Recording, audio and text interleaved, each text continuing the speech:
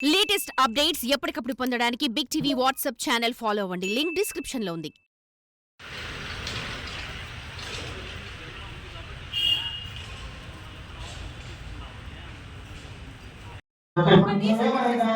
MLA గారికి బాధ్యత చేయనప్పుడు మళ్ళీ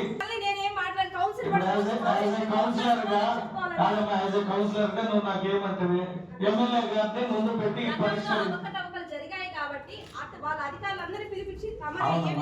ఇప్పుడు మనం 5 months అయింది చేస్తున్నా. ఇప్పుడు మీరు అడిగిన సమస్య తీర్చడానికి నేను ఉన్నా కదా. ఇప్పుడు చూడమ్మా, బిల్ పాస్ అయిపోయినంత మాత్రాన మీ సమస్యని మర్చిపోతానో వదిలేస్తానో లేదు. మీరు కూర్చొని ఖచ్చితంగా నేను చేస్తాను. మాట ఇచ్చినాక ఎమ్మెల్యే గారికి బాధ్యత అప్పచెప్పారు. ఓకే,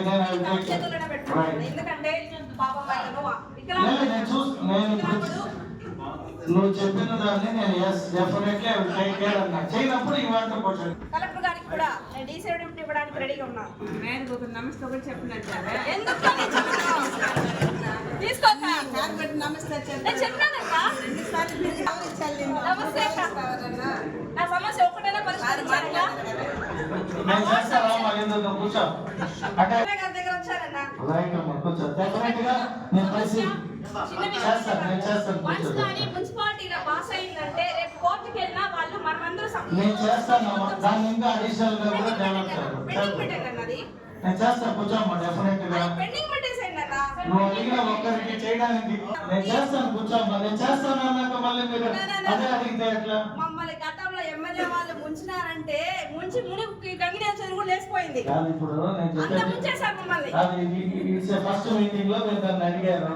చేయనప్పుడు నెక్స్ట్ మీటింగ్ అంటే వన్స్ అజెండాలో పెట్టి పాస్ అయిన తర్వాత ఎవరు కానీ దాన్ని అడిగే రైట్స్ లేదు. ఇప్పుడు నీ సమస్య ఒకరికి ఇంకొకరికి కాదు, మిగతా వాటి అన్నిటి కూడా మీరు ఎంక్వైరీ నేను పరిశీలిస్తాను. ఎమర్జెన్సీ మీటింగ్ కన్వర్ట్ చేయండి. మేమందరూ వచ్చి సరిపోదు. నేను చెప్తాను. చెప్పలేదు కదా, దాన్ని పరిశీలించారు చెప్పారు కదా.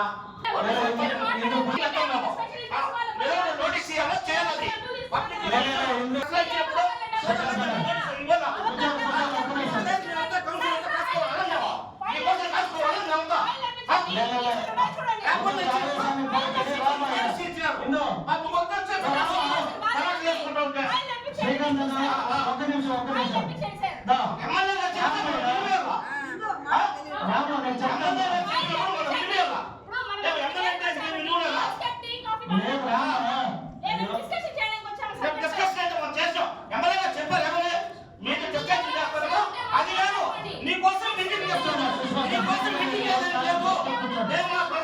ప్రజా సమస్యల పైన 50 మంది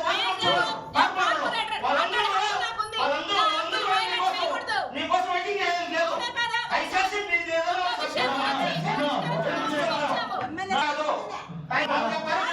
నేను చెప్తాను.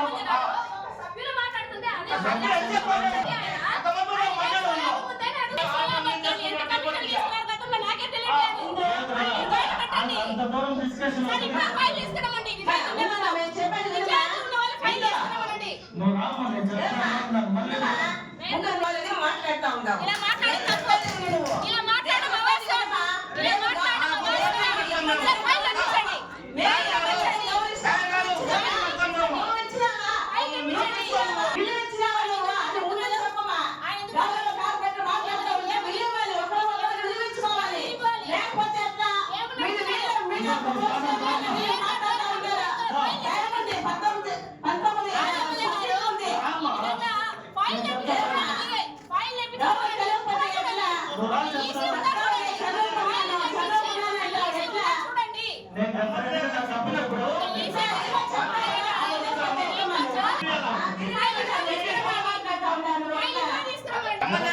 చెప్పకపోతే మన కొట్టకు మనం ఆయన చెప్పారు కదా.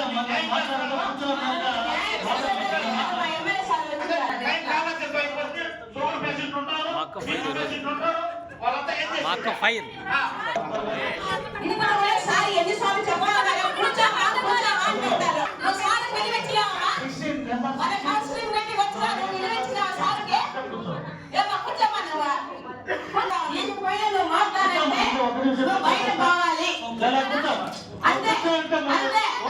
అవునా అవునా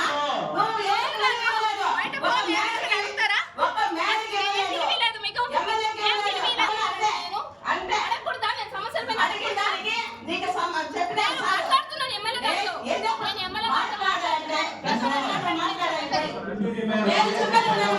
సమస్య జరగాలి.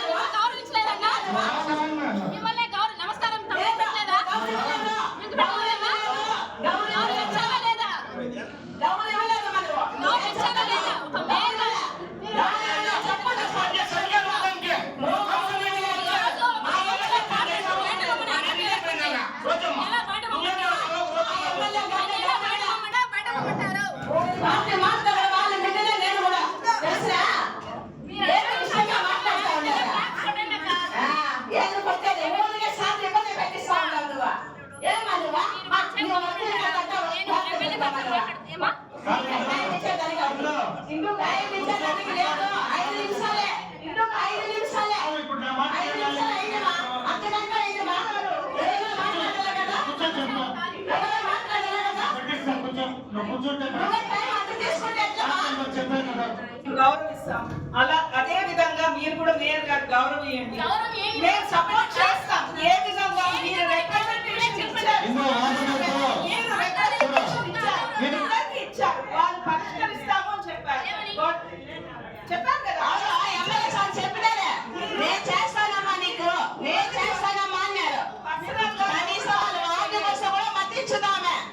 మీరు అతని దగ్గర 33% ఎక్స్ట్రా మీరు విధించిన పన్నును కట్టించుకుని తద్వారా అతనికి న్యాయం చేయమని హైకోర్టు ఇచ్చింది. ఆ రిట్ ప్రొసీడింగ్స్ నెంబర్ ఇచ్చినారు ఒకటి ఫస్ట్ స్టేజ్.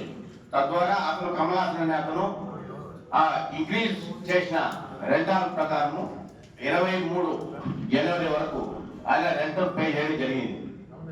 తర్వాత ఆయన రిట్ చేసుకున్నారు. నాకు ఇంకొక 3 సంవత్సరాలు కావాలని 5 సంవత్సరాల కాలం కానీ పొడిగించాలని వేసుకున్నారు. ఆ రిట్ అప్లికేషన్ ఆయనకు అనారోగ్య కారణంగా ఆయన కంటెస్ట్ చేయలేకపోయినాడు కాబట్టి కోర్టు కూడా ఆ ప్రొసీడింగ్స్ నేను డౌన్లోడ్ చేసుకుని రాత్రి చూడడం జరిగింది. మీటింగ్ రాకముందు ప్రతి సబ్జెక్టు పైన మేము కూడా తరవుగా ఉండేటికి వస్తున్నాం. ఆ సబ్జెక్టు ఏమైందంటే అన్కంటెస్టెడ్, ఆయన కంటెస్ట్ చేయని పద్ధతిలో రిట్ డిస్పోజల్ అయిందంటే.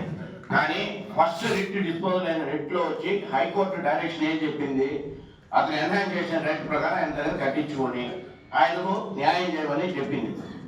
ఈ విషయం వచ్చి మన ఎమ్మెల్యే గారికి వదిలేసినాం. ఎమ్మెల్యే గారు ఏం చెప్పినారు, ఇది ఏదైనా ఉంటే కూడా నేను లోకల్ ఎమ్మెల్యేగా నేను దగ్గర నుంచి సాల్వ్ చేస్తాను కాబట్టి ఈ సబ్జెక్ట్ గురించి ఎమ్మెల్యే గారు వదిలేసి ఆయన సాల్వ్ చేయమని మన గారు కోరుకుంటున్నాం.